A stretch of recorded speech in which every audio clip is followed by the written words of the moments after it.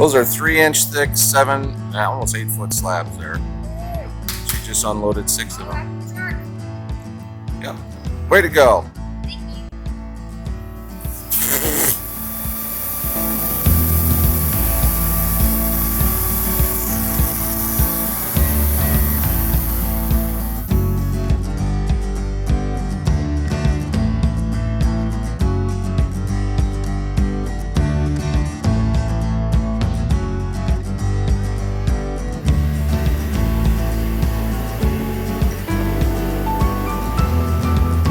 All for Heckrot. Yes. And it starts right here.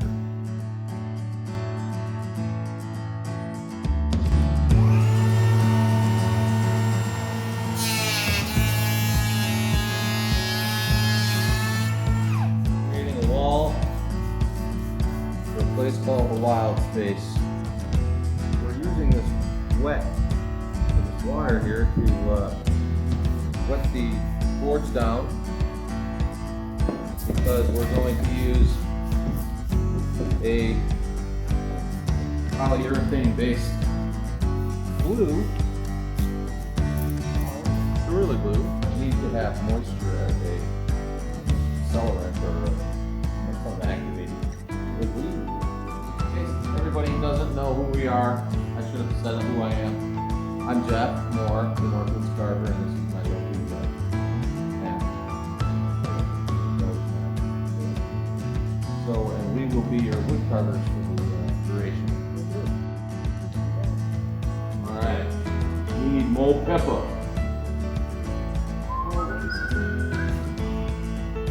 Oh yeah. I'll get my Tai Chi going. This process is the lamination process. It's basically where you just take wood and smash it together with glue in between. That's the caveman description, and I like to keep it simple. And so my wife is sick here. She had a head cold for I don't know how long, but a couple days, and so she's looking pretty peaked, but she's hanging in there like a trooper. And coming up, I'm going to show you another version of what lamination looks like, and a laminated section. So when we get them glued up, we need to flatten them. And when we flatten them, we use this machine. This is a router sled. This is my own design, basically. I mean, they're pretty common. So I have this one built. All right. Time to get artsy. Okay, so this is what we're doing out of this big wall. You do a big old drawing, you need a big old marker.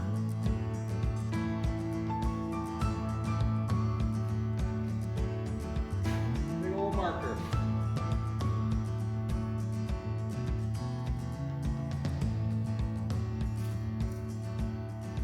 I got a mosquito following me everywhere.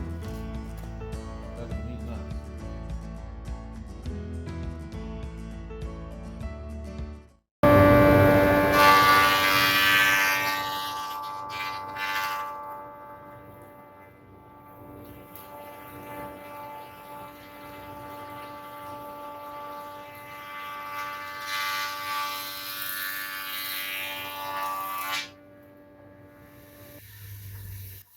What we have here is a beautiful board. Okay, so my wife was kind enough to cut out the letters for me this time. Well, that's cool. And then I got my handy dandy 3M Super 77 adhesive spray. Probably saying handy dandy, huh?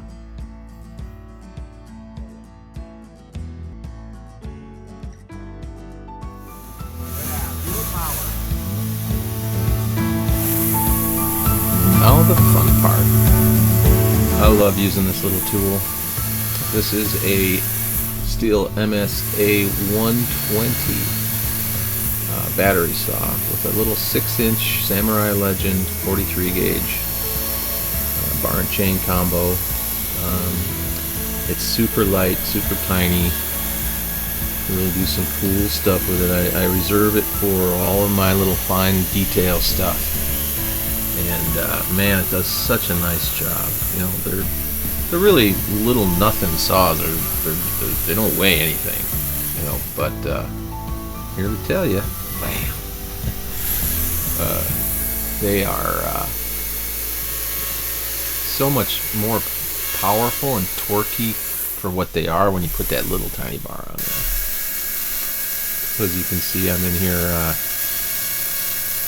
just doodadding around. It's hard to see the lines because there's sawdust on there, but as I'm cutting, you'll see them being exposed. I'm just barely touching, see, you can see right there. Just barely touching, and then it's nice to just take, this one here. This is a MSA 140, a steel MSA 140 with a little bit longer bar on it, and I do that because I like to have. It puts me a little further away from the work, so I can get a different perspective. With the short bar, you're right up in there, and with this one, you can step back a little bit and get a better angle. So I have 3 different styles. I have a 6, a 9, and an 11. And this is a flap sanding tool that we build right here at Northwoods Carver. And most carvers today use them. It's just an abrasive on a wheel. You just use that to sand things down, soften them up. Oh, behave. So we've got this little bee that I'm carving. I wasn't sure how I was going to do it. I didn't even know if I was going to do it, and then it just kind of took me by storm. This whole second thing, so we had the big wall, and then I didn't want it to be too boring, so I figured, well, I'm just going to, since they don't really care, they're trusting me to do something cool, I'm just gonna bear down and let it fly. Just be creative. So that's exactly what I did on this piece. I'm really proud of this little section. I'm proud of the whole job, of course, but as you can see, the little MSA 120 just doing it to it, making it look nice and easy. Great tools.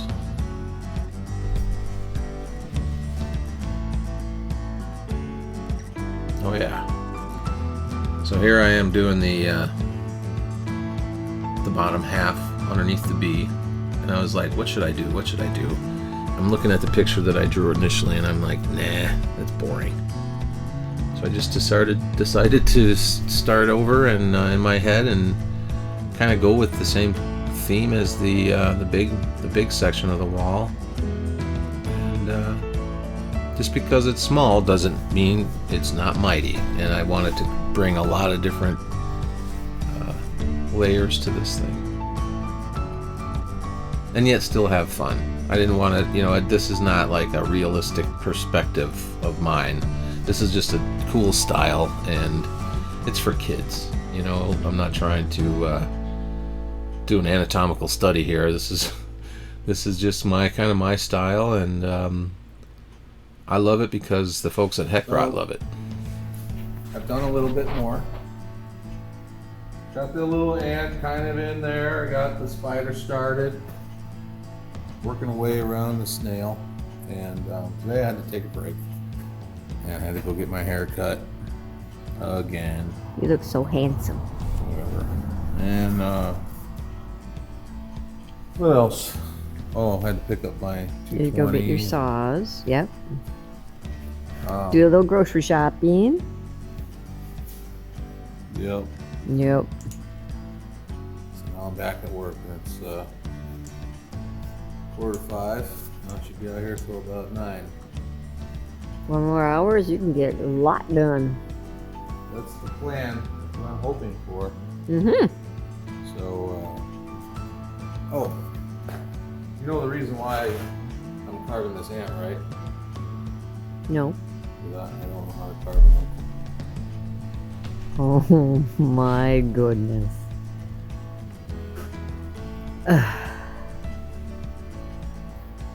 Gotta love dad jokes. And this is one of my favorite things to do. It is now 8:12 in the evening. I'm sweaty. Tired. Yeah. I decided to throw that caterpillar in there, and I wanted to have a really good and diverse amount of different, subject in there, subject matter, the little ant and the spider and the centipede, mushrooms, snail, ladybug, field mouse, flowers. What else have we got in there? Oh, there we go. Yeah, so there's a lot going on, leaves and stuff. And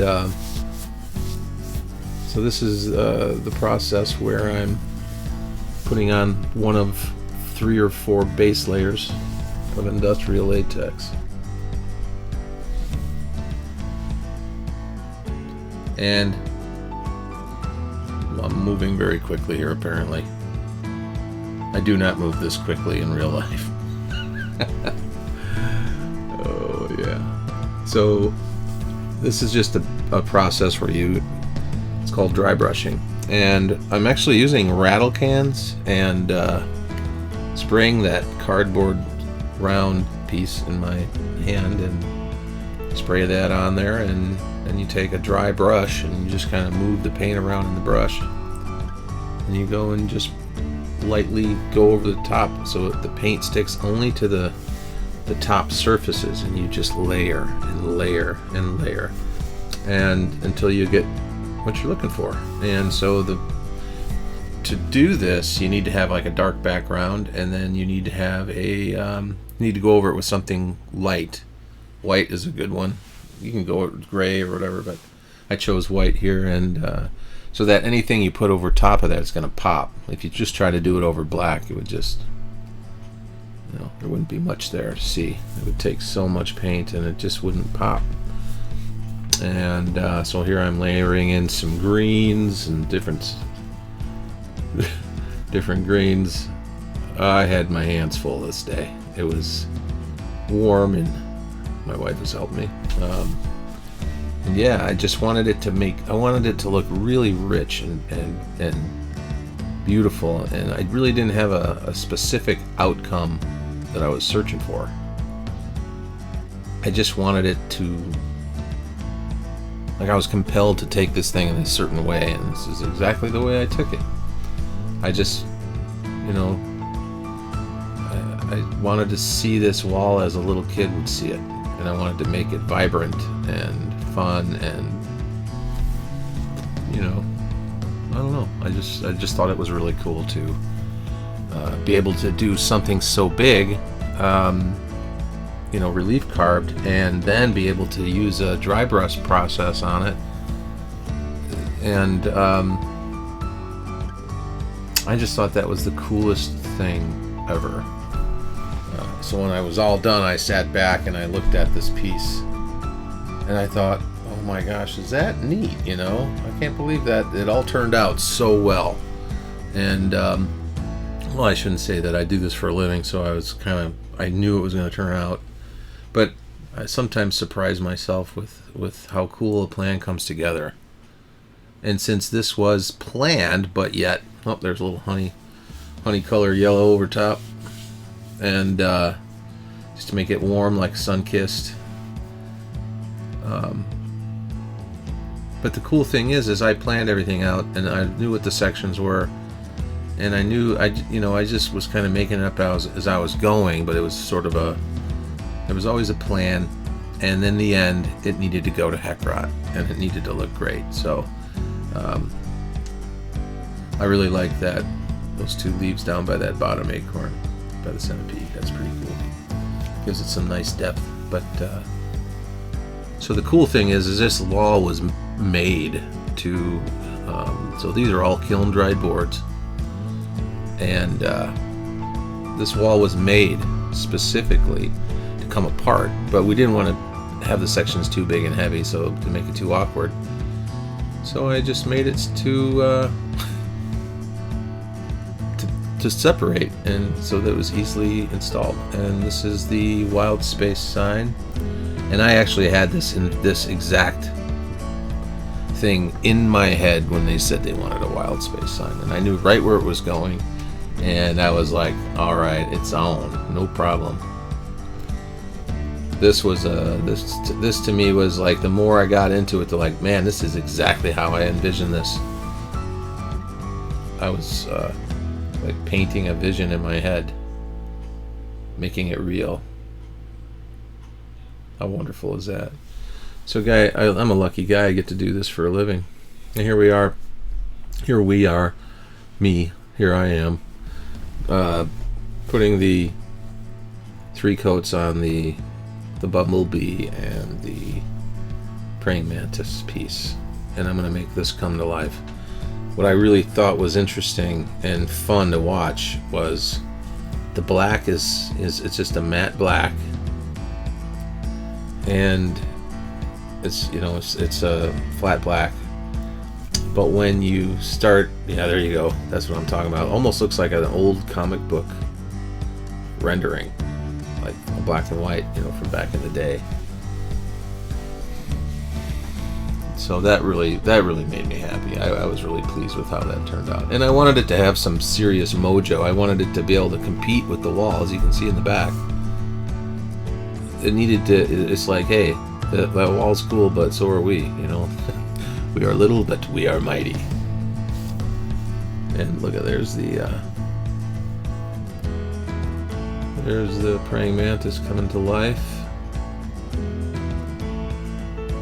Putting a little shadow in the back. When you change it like 20 times. You'll have something you like, you see it, and then you have to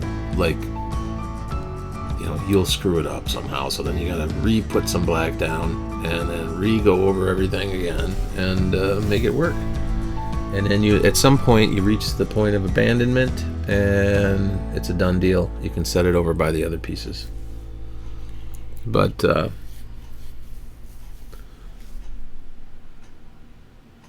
I was really happy with how it turned out.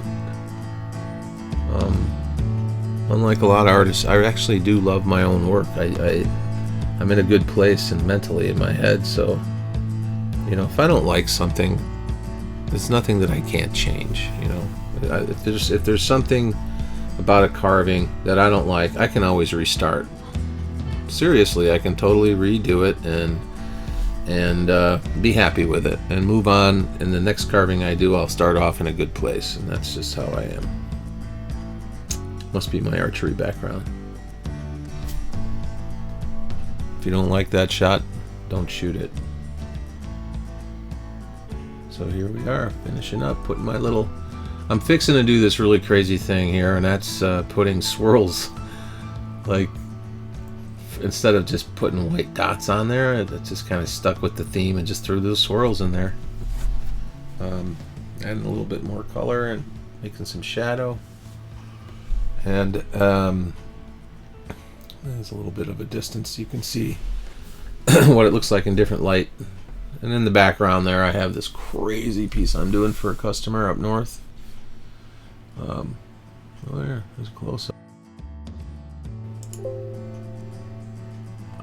Here we are. We just showed up at Heckrot. We made it safe. Nothing got damaged. Look at their new car. I don't know. Is it a Prius or something? What is that? It looks like an electric car. It's it plugged looks in. really, really cool with all the Heckrot stuff on there. Here we are coming through the gates. What does the sign say? Professional photographers must obtain a permit. Okay, well, we're in no danger of being called professionals. No. So we're okay there. I think we're safe. Yes. So here we are. This is the path coming down. Big beautiful trees in the forest there, the Heckrodt forest. and this path takes you right. We're not professional videographers either, so all this was shot from my camera phone. So, I mean, forgive me. And so what we're doing is we're walking up to get the visual of this really cool playhouse. It's like a canopy walk. And they really shocked me because they initially, when I did the first pieces, here we are. They asked me to draw a sketch of a little, like a tree house that I thought would work. That would coincide with what I'm doing, and I sketched it and I threw it to them, and they're like, I had big dramatic door close. Right. What's up, fellers? And look at these guys. How wonderful. So we are at this point doing our meet and greet and talking about where we are with the how we're going to install it and all that. So we're just exchanging ideas and just showing them some of the stuff and just enjoying it, eyeballing everything and seeing where it's actually going to go was really fun. It was. It was nice to see, how all the hard work came together to make their reality and what they wanted to see. Yeah. Placing the panels. I think it fits very nicely there. It does. And it amazed me that right above your panels is that other wooden sign that they had made unbeknownst to us, and it matches perfectly. Yeah. It's like the same dude did both things. But. It does. So like going back to the clubhouse situation, or the playhouse up there. There it is, all installed. All installed. Beautiful. Really cool. Mm-hmm. And what was really cool is the clubhouse itself was a sketch, and they literally built it the way I drew it. Yeah. And when the first time I saw it, it floored me. I was like, you guys are crazy awesome. Who does this kind of stuff? And well, apparently people at Heckrot. So our name is on the plaque. Yes. Yep, there I am. Northwoods Carver. That was really cool to see. It was. Those are the donated There's a little people. owl peeking up there that Jeff had carved. Yep. And so On it's the just other side, it's yeah. moon. Look at the old steel roof on that. Mm, it's a beautiful building. It really is. The old tree root up there. Ah, the bat. This was some carvings I did for him last year. Just some fun stuff. Squirrel, raccoons. Yeah. It turned out really So cute. little kids can come in there and touch them. Mm-hmm. Well, it's officially a wrap. Thanks to all the staff at Heckrot and all the contributors that made this possible. My name is Jeff Moore, the Northwoods Carver, and thanks for seeing what I saw.